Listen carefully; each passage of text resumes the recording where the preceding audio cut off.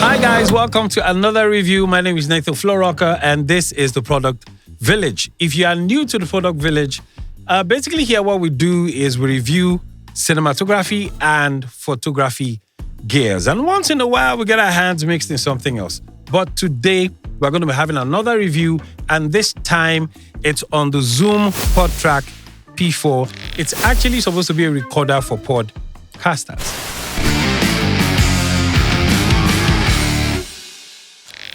Okay, so what's in the box?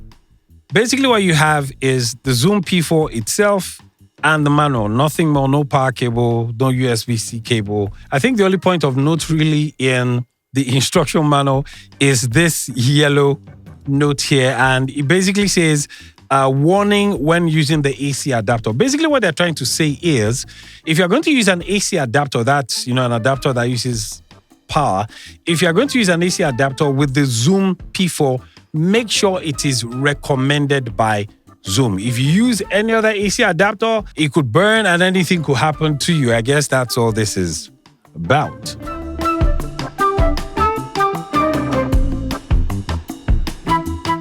Okay, so now let's have a look at the features of the Zoom P4. Right off the bat, when you pick it up, right on top of it, you have 4 XLR inputs. By the side, you have a slot for an SD card. And next to it, we also have the DC input, which is the USB-C input. It says 5 volts. And then next to it, you have another USB-C connector. Now, with this, you can connect it directly to your laptop or to your system. And you can also connect it to a mobile phone. Now, we'll get to that point. Now, if you flip it upside down, you also have these earphone jacks. Now, you have 4, which correspond with the 4 XLR inputs. Now, basically, these are TRS jacks. These are for like a 3.5 mm jack for you to be able to monitor what comes in. And if we flip to the other side, you have the power button. Then you also have another TRS input for a mobile phone. Basically, this is what the features are like.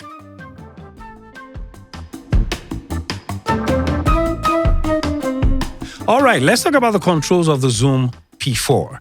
Now, if you have a look at the top, you will notice there are 4 jog dials. Each dial responds to the XLR inputs. Now, the gain structure goes from 0 all the way to 10, so that's quite enough gain for each mic. Underneath, you find some controls also. Now, if you have a look at it very well, you notice it shows you 2 kinds of mics. It shows you a dynamic mic and a condenser mic. Now, a condenser mic uses 48 volts to power itself, whilst a dynamic mic doesn't need 48 volts. So the good thing with the Zoom P4 is if you connected a condenser mic in there, you can actually power it by just pushing this knob towards the right, and that gives you 48 volts, and that powers up the mic. And that's available for the entire 4 inputs. Also, if you have a look at the inputs 3 and 4, you notice that there are 2 additional inputs. You notice it has one for the dynamic mic, the condenser mic, and a mobile phone. Basically what this then means is if you look at the side like I had described to you before, you have a TRS input for a mobile phone.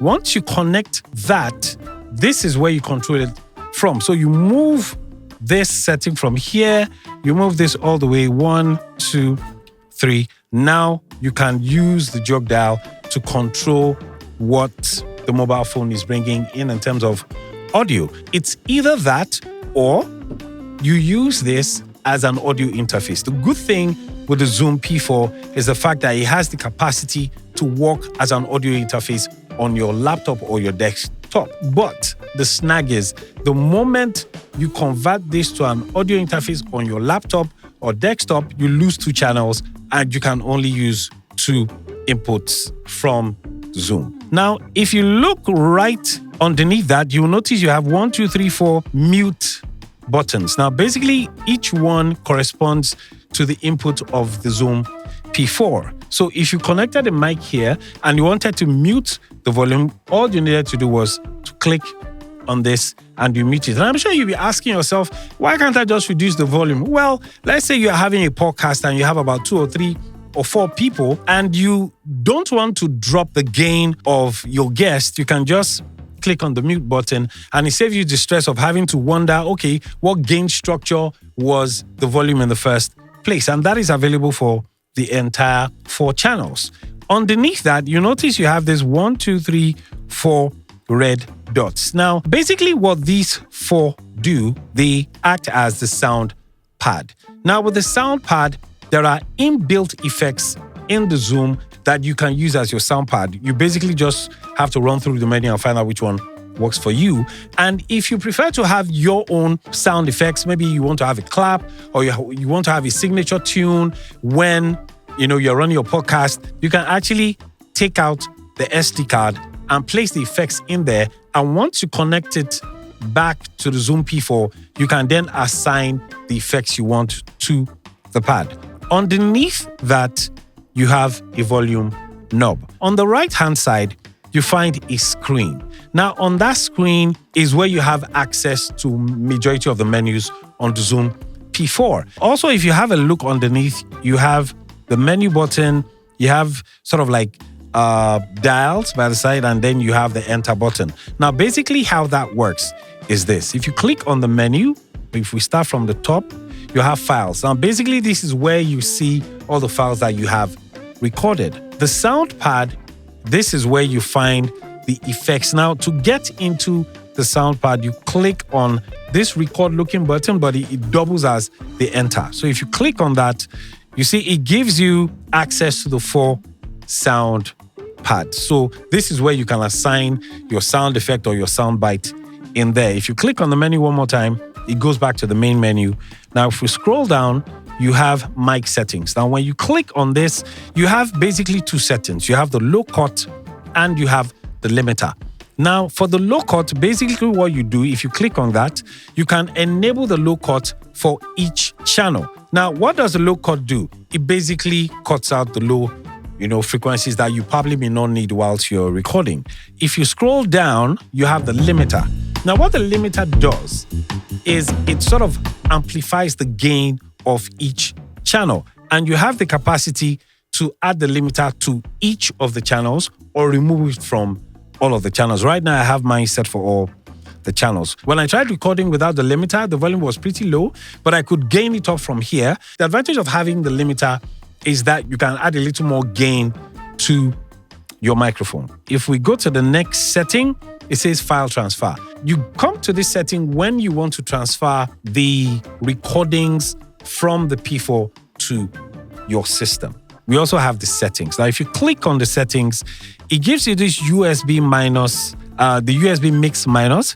It gives you the set date and time, the LCD contrast, the battery, the auto off, the SD card, and factory reset. Now, if you have a look at the screen, it shows you the display of channel 1, 2, 3, and 4, including the inputs from the USB or the TRS jack that you can use for the mobile phone. That shows up as the next channel. Whilst the last output that shows you this, that shows output, that's your output gain. That's basically it's a summation of all the recordings on the Zoom P4. Now, if you look down, you also find 4 jog dials. Now, these jog dials are actually for the TRS jacks that you use for the headphones. So you can connect headphones to them and your guests can hear themselves clearly.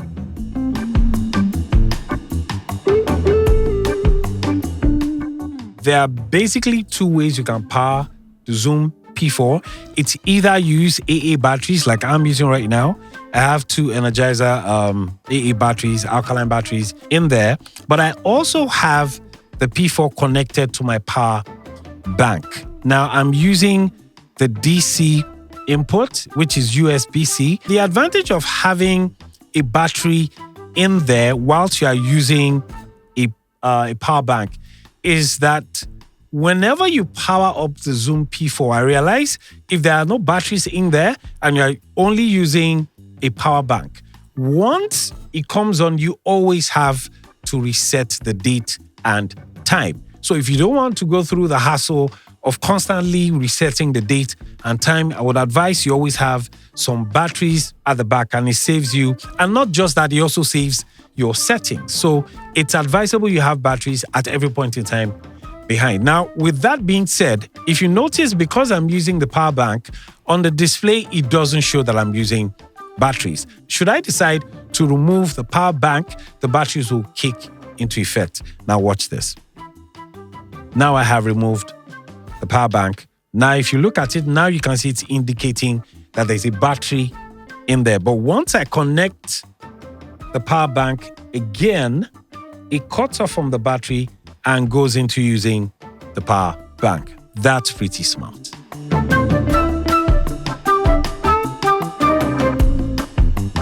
Now, the audio you're listening to is coming directly from the Zoom PodTrak. It sounds pretty good. I'm recording directly into the SD card. The Zoom P4 records at 44,100 kilohertz, 16-bit. That's pretty basic. It would have been nice if it could do 48,000, kilohertz at 24-bit. But then the question again is this. As you are listening to me, can you actually tell if I was recording at 48,000 kilohertz or 44,100 kilohertz? Really, you can't tell. It's only the audio heads that have issues with, I would really have it, record at quality. Now, if you're recording maybe a song or something, yes, I could understand. Even though at the mastering process, I could actually master at HQ.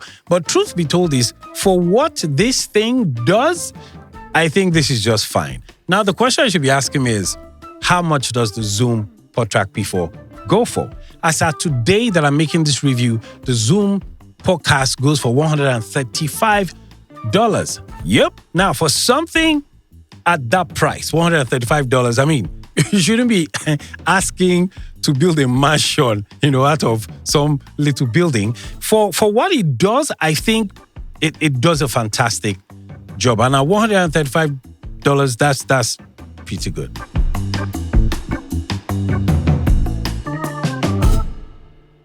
Who is the Zoom PodTrak for? I think it depends on what you really need. It has 4 channels, 4 pristine audio channels. So I would think, but obviously for a podcaster, this is plug and play. But for someone who's going to use it to record music, maybe you are singing a song, for example, that setup will be totally different. But I can tell you confidently that as a singer myself, that this can do a fantastic job. So I think it's a good buy. And until the next review, I'm going to see you guys next time. My name is Nathan Florocker. Peace out.